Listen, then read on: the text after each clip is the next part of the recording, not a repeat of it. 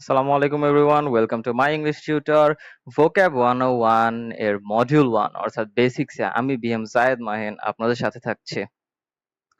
So এটার আগের পার্টটা যারা দেখে আসেননি তারা দেখে আসবেন, আর যারা দেখে এসেছেন তাদেরকে একটা থামস আপ, এবং তাদেরকে আমি বলতে চাই যে আজকে আমরা কিছু বিগ শটস খেলবো। ঠিক আছে? আগের দিন আমরা টেস্ট ম্যাচ খেলেছিলাম, মানে টেস্ট ম্যাচের মধ্যেই তো ফার্স্টে একটু মানে টুকিয়ে টুকিয়ে বা একটু ডিফেন্সিভ খেলতে হয়, দেন আমরা বিগ শট খেলি, রাইট? এটা যে কোনো ম্যাচের ক্ষেত্রে আগে সেটেল হতে হবে। তো আমরা ফার্স্ট ভিডিওটাতে সেটেলড হয়েছে, এখন আমরা কিছু বিগ শটস খেলবো। সো দেরি না করে চলুন শুরু করা যাক। প্রথম যে অ্যাক্টিভিটিটা আমরা দেখেছিলাম এর আগের পার্টে, সেটা কি ছিল? সি। সি অর্থ কি? দেখা। সি অর্থ দেখা। সো সি এর কিছু সিনোনিম কি হতে পারে? সি এর কিছু সিনোনিম হচ্ছে গিয়ে ওয়াচ। এখানে আমি ব্র্যাকেটে উল্লেখ করে দিয়েছি আপনি ওয়াচটা কখন কখন ইউজ করবেন। ওয়াচটা হচ্ছে কি ইন্টেনশনাল বা প্রলংড ভিউইং। ঠিক আছে? ইন্টেনশনাল শব্দের অর্থ কি? ইন্টেনশনাল হচ্ছে কি আপনি ইচ্ছাকৃতভাবে, ঠিক আছে, ইচ্ছাকৃতভাবে দেখাটাকে আমরা ওয়াচ দিয়ে ইন্ডিকেট করে থাকি। ইচ্ছা। ঠিক আছে? ইচ্ছাকৃতভাবে আপনি দেখছেন। আর প্রলংড ভিউইং মানে হচ্ছে কি আপনি লম্বা সময় ধরে দেখছেন, সেটা হচ্ছে প্রলংড ভিউইং। ওকে, লম্বা সময় ধরে আপনি কোনো কিছু দেখছেন, সেটা হচ্ছে প্রলংড ভিউইং। সো সেই ক্ষেত্রেও আপনি ওয়াচটা ইউজ করতে পারবেন। সো সি এর সিনোনিম ওয়াচ। ওয়াচ আমি কখন ইউজ করবো? ইন্টেনশনাল, ইচ্ছাকৃত কারণে। আর প্রলং ভিউইং মানে অনেকক্ষণ ধরে কিছু দেখলে। ঠিক আছে? We watched the entire football match. আচ্ছা, আপনি যখন ফুটবল ম্যাচ দেখেন তখন ফুটবল ম্যাচটাকে আপনি অনেকক্ষণ ধরে দেখেন না? অবভিয়াসলি 90 মিনিট তো it's a long time. So আপনি 90 মিনিট ধরে খেলা দেখছেন, একটা ফুটবল ম্যাচ 90 মিনিট ধরে দেখছেন। ওয়াচটা কি আপনি ফুটবল ম্যাচের ক্ষেত্রে ইউজ করছেন, কারণ কি প্রলং ভিউইং। সো আপনি অনেকক্ষণ ধরে দেখছেন। আর ফুটবল ম্যাচটা তো কেউ মনে করেন যে অনিচ্ছাকৃতভাবে দেখেন না, রাইট? ইন্টেনশনাল, আপনি তো ইচ্ছাকৃতভাবেই হচ্ছে, রাইট? ইচ্ছাকৃতভাবে আপনি দেখছেন। সো ওয়াচটা আমি এখানে ইউজ করেছি এই রিজনে। দেন আমাদের সিনোনিম কোনটা কি আছে? সি এর একটা সিনোনিম হচ্ছে অবজার্ভ। অবজার্ভ মানে কি? Careful examination.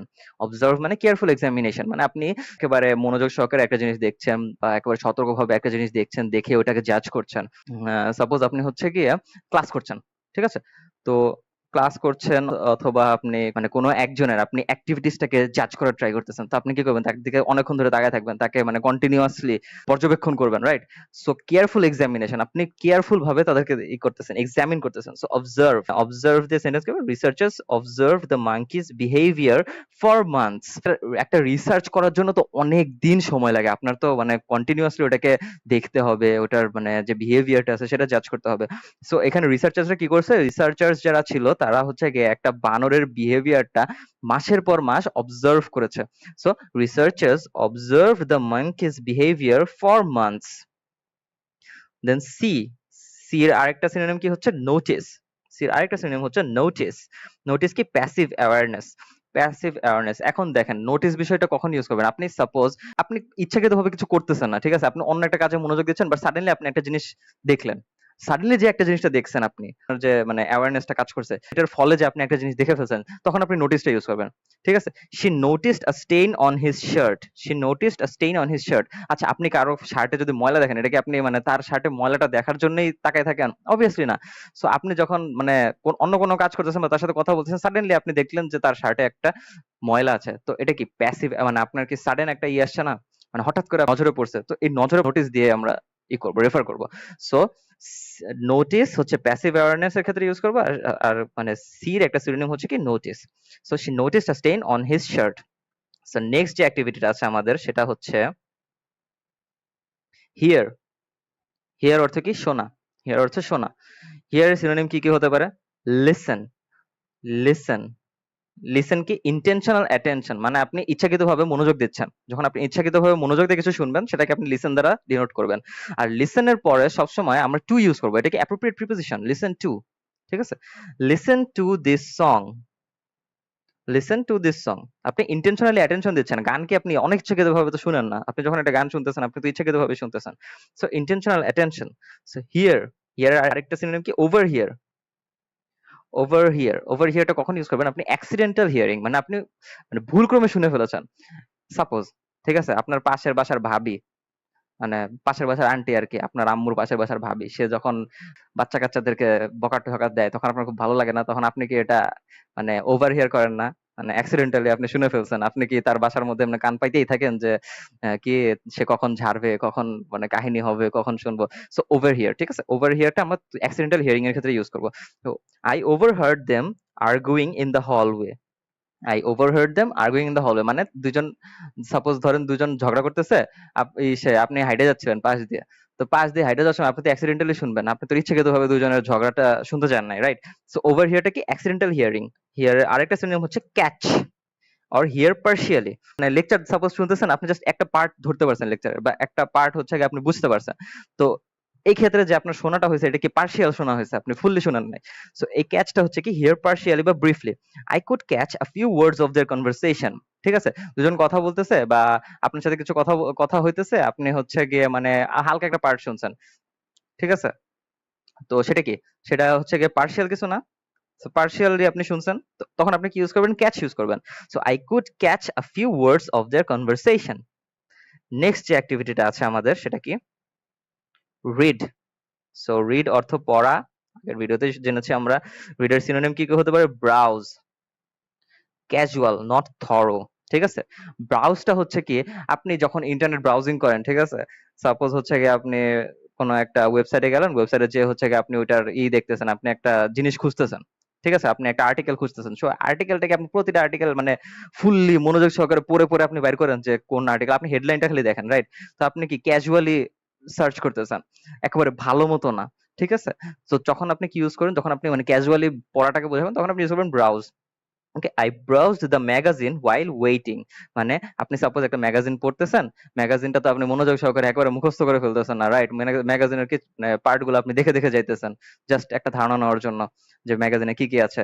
সো এটা কি ক্যাজুয়াল, নট থর। ঠিক আছে, I browse the magazine while waiting, আমি অপেক্ষা করতে করতে ম্যাগাজিনটা পড়লাম, ঠিক আছে। দেন রিড এর আরেকটা কি, স্ক্যান। রিডার একটা কি, স্ক্যান, কুইক সার্চ ফর কি ইনফরমেশনস। এই ক্ষেত্রে আপনার কি হয়, আপনি যখন স্ক্যান করতেছেন কোনো কিছু, তখন আপনি কি মানে আইডেন্টিফাই করার ট্রাই করেন। আপনাদের মানে মেডিকেল টার্ম কি আছে, মেডিকেল টার্ম আপনি দেখতেছেন সিটি স্ক্যান, সিটি স্ক্যান যখন করে মানুষের, তখন কি একটা মানে একটা ফল্ট জাজ করার জন্য করে না, বা মেইন কিছু পয়েন্ট ধরার জন্য করে না? তো সেরকম স্ক্যান, স্ক্যান হচ্ছে কি আপনি কিছু মানে ইনফরমেশন বা কিছু কি অথবা কিছু ইম্পর্টেন্ট কিছু ধরার জন্য আপনি হচ্ছে মানে তাড়াতাড়ি মানে পড়ে যাচ্ছেন, ঠিক আছে, তখন আপনি স্ক্যান ইউজ করবেন। He scanned the document for his name. আপনি যখন একটা রেজাল্টের লিস্ট দেখেন, তখন কি আপনি সবারটা করেন, আপনি জাস্ট একবার স্ক্যান করেন টপ টু বটম, চোখ বুলে যান, যখন আপনার নজরে পড়ে যায় আপনার নাম, ওই তো, you have got the key point, ঠিক আছে। So he scan the document for his name. Read, রিডের আরেকটা কি, পারইউজ, পারইউজ। সো পারইউজ হচ্ছে কি আমরা ফর্মাল বা কেয়ারফুল রিডিং এর ক্ষেত্রে ইউজ করবো পারইউজ। সো ফর্মাল অথবা careful reading. She perused the contract before signing. আপনি যখন কন্ট্রাক্ট সাইন করবেন বা একটা দলিলে যখন সাইন করবেন, তখন আপনি প্রতিটা লাইন টু লাইন পড়ে সাইন করবেন, অবভিয়াসলি, কারণ আপনার মানে হিডেন কোনো ক্লজ আছে নাকি, বা হিডেন কোনো টার্মস এন্ড কন্ডিশনস আছে নাকি, এটা তো আপনার দেখতে হবে, রাইট? সো আপনি কি করবেন, এটা হচ্ছে কি আপনি কেয়ারফুলি পড়বেন না। আর এই যে মানে ডকুমেন্টস যে সাইনিং এর বিষয়টা, এটা একটা ফর্মাল ইস্যু না, এটা তো অফিসিয়াল কাজেই হয়, এছাড়া তো হয় না। সো peruse আমরা ফর্মাল অথবা কেয়ারফুল রিডিং এর ক্ষেত্রে ইউজ করবো। She perused the contract before signing, মানে সে কি করেছে, সে হচ্ছে কন্ট্রাক্টটা, ঠিক আছে, কন্ট্রাক্ট সাইনিং হচ্ছে ফর্মাল একটা ইভেন্ট, সো এই ফর্মাল ইভেন্টে সে কি করেছে, সে কন্ট্রাক্টটা সুন্দর মতো ভালো মতো মনোযোগ সহকারে কেয়ারফুলি পড়েছে সাইন করার আগে। নেক্সট যে অ্যাক্টিভিটিটা আছে, সেই অ্যাক্টিভিটিটা হচ্ছে রাইট। রাইট অর্থ লেখা, রাইট অর্থ লেখা। সো রাইটের সিনোনিম কি, জট ডাউন। এটা একটা ফ্রেজ, দুইটা ওয়ার্ড, দুইটা মানে এক বা ততোধিক ওয়ার্ড দ্বারা কোনো একটা মানে মিনিং বোঝালে সেটাকে আমরা ফ্রেজ বলে থাকি। সো জট ডাউন কি, জট ডাউন হচ্ছে কি ফ্রেজ একটা। এখন জট ডাউনটা আমরা কখন ইউজ করবো, জট ডাউনের মিনিংটা কি, জট ডাউনটা হচ্ছে কি কুইক অথবা ইনফর্মাল নোটস, ঠিক আছে। আপনি তাড়াতাড়ি করে যখন মানে সাপোজ ক্লাস লেকচার পড়তেছেন আপনি, সো ক্লাস লেকচার পড়ার সময় আপনি হচ্ছে গিয়ে জাস্ট কি পয়েন্ট গুলো মার্ক করে রাখলেন, বা কি পয়েন্ট গুলো আপনি জাস্ট ড্রাফট আকারে লিখে রাখলেন, যেন আপনি পরে পরে দেখার সাথে সাথে আপনার মনে পড়ে যায়, তখন আপনি সেই সেই কাজটাকে আপনার সেই লেখাটাকে বলবো আমাকে জট ডাউন, ঠিক আছে। সো জট ডাউন, জট ডাউন ইওর গ্রসারি লিস্ট। আপনি কি গ্রসারি লিস্ট একেবারে সুন্দর মতো লিখে মানে একেবারে থরলি লেখেন? অবভিয়াসলি না, আপনাকে বলতেছে, সাপোজ আপনার আম্মু আপনাকে বলছে যে, যাও আমার জন্য বাজার করে নিয়ে আসো, আমি তো যা যা বলতেছি সব নোট করে রাখো। তো আপনি কি করবেন, জাস্ট সিম্পলি মানে বুঝা যায় এরকম তাড়াতাড়ি করে মানে ইনফরমালি নোটস নেবেন না, কয়েকটা খচখচ খচখচ করে। সো কি, জট ডাউন ইওর গ্রসারি লিস্ট মানে কি, আপনি হচ্ছে গিয়ে যে বাজার করার লিস্ট আছে, সেই লিস্টটা আপনি তাড়াতাড়ি করে নোট করে ফেললেন। Then draft, prepare a version to revise. Prepare a version to revise, ড্রাফটটা হচ্ছে গিয়ে কি, আপনি যে ইসে যারা ক্রিকেট ম্যাচ দেখেন তারা অবভিয়াসলি জানেন যে যে যখন ড্রাফট প্লেয়ার মানে ড্রাফট টিম অ্যানাউন্স করে, ঠিক আছে, তো ড্রাফট টিমটা কেন অ্যানাউন্স করে, যেন পরে যখন আপনি টিমটাকে কল করবেন খেলার জন্য মেইন খেলার দিনে, আপনি ড্রাফটটা দেখে দেখে কল করবেন, ঠিক আছে। তো আপনি একটা ভার্সন ক্রিয়েট করতেছেন পরে ওইটা আবার ইউজ করার জন্য, ঠিক আছে? তো এটা সেন্টেন্স কি হতে পারে, he drafted a speech for the event. He drafted a speech for the event. আপনি একটা স্পিচ রেডি করছেন, তো স্পিচটা রেডি করার পর হচ্ছে কি আপনি যখন যাবেন একটা ইভেন্টের স্পিচ দিতে, তখন আপনি কি স্পিচটা দেখবেন, ঠিক আছে? যে নোট ডাউন করে রাখছেন, লিখে রাখছেন, সেটা দেখবেন। তো এটা কি ড্রাফট করা, ঠিক আছে? আপনি ড্রাফট করে রাখছেন। সো ড্রাফট হচ্ছে কি প্রিপেয়ার ভার্সন টু রিভাইজ। দেন আরেকটা সিনোনিম হচ্ছে রাইটার কম্পোজ। কম্পোজ কি ফর্মাল অথবা স্ট্রাকচার্ড রাইটিং, ঠিক আছে? কম্পোজ হচ্ছে কি ফর্মাল অথবা স্ট্রাকচার্ড রাইটিং, মানে আপনি একটা স্ট্রাকচার মেনটেন করে একটা ফর্মালি কিছু একটা লিখতেছেন, ঠিক আছে? Artcell composed this symphony a long time ago. মিনিংটা কি, আর্টসেল তাদের যে সুরটা বা তাদের যে মানে একটা গান আছে, গানের যে সুরটা সেটাকে একটা মানে কম্পোজ করছে অনেকদিন আগে। সো এখানে যে গানের সুরটা এটাকে মানে একটা স্ট্রাকচার্ড একটা না, আপনি যখন গান শুনতেছেন তখন কি হুট করে আপনার বেজ হাই হয়ে যেতেছে বা আপনার পিচ হাই হয়ে যেতেছে, এরকম তো অবভিয়াসলি না। একটা স্ট্রাকচার্ড ওয়েতে আগাইতেছে, মানে সিম্পল স্লোলি শুরু হয়ে দেন আস্তে আস্তে বাড়তেছে। সো এখানে কি কম্পোজ, তো কম্পোজটা কি ফর্মাল অথবা স্ট্রাকচার্ড রাইটিং, কোন একটা স্ট্রাকচার মেনটেন করে লেখা। লাস্ট অ্যাক্টিভিটি আমাদের রান। রান অর্থ কি, দৌড়ানো। রান অর্থ দৌড়ানো। সো রান এর সিনোনিম কি, জগ। জগ হচ্ছে কি স্লো বাট স্টেডি পেস। মানে জগিং তো সবাই জানে যে জগিং করে মানুষজন। তো জগিং এ কি হয়, জগিং হচ্ছে আপনি একটা কন্টিনিউয়াস একটা স্লো পেস মেনটেন করে আপনি করেন না।